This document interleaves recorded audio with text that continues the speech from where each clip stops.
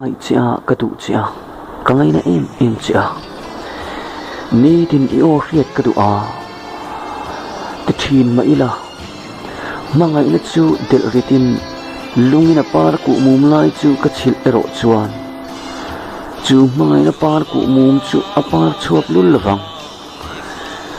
mangai na chu thin rim na tel chuanin huat thala om takani thina in ngai dam ton na ero chuan mangai na par bul lai chuai mek chu ati par bul le thin rose par moi tak akung ro em tuima mo ema a lai I mu thinen chu han en koltra in tuite hen pethate adu lo anga akung ko in that za ya relang ma semo kaskilang che rose par te chu mo yin rim tuin nak le thin ma se ral khata en chu tok mai te inin nai lu tu kemo ikhoi nat lu tu kemo chuanin a hlingin a chun dang che kangai na lu tuk che in ti saki ai chuan in ngai na tak takhi a lu fo thina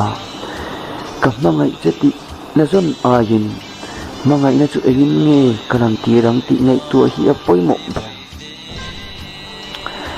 in ngai zong lai in mangai nei chu aral le mai thina in ngai zon na hianin in mangai na chu a chok nung mai zo ka nei kai ron mangai na chu rei lo te ania chun eng lai na pa bul ruaya zan ko thi ma lo thlen chuanin a mangai kong en lovin ama kong chu a en train mangai na chu mi ta del thina ni mu thei lo te mu zok thina ni in inga ma anti lo le ni in athat na an mu ve thei lo chu mangai na mi del ro chuan a mu thina mangai na chu thim zi ma eng ang ani a chu mangai na chuanin mi te a en train kadua ka mangai chati sati amai zong a halo kadua ka mangai chati sati amai a halo amai ro thila ba tok zo ka chu atakanin puntun ka ta hian mangai na chu in ngai dam na tel lo chuanin rap thak takani a mangai na run nun rong po hi thim rim na tel lo chuan in ting nge nun rong a zai dam na ne na mangai na chok polero khoi zo thami angani a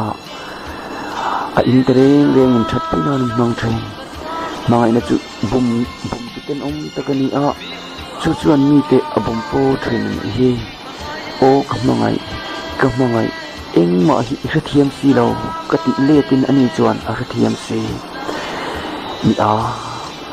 a le de tan chuan mangai na chu hlom takani atan chuan thina ani sia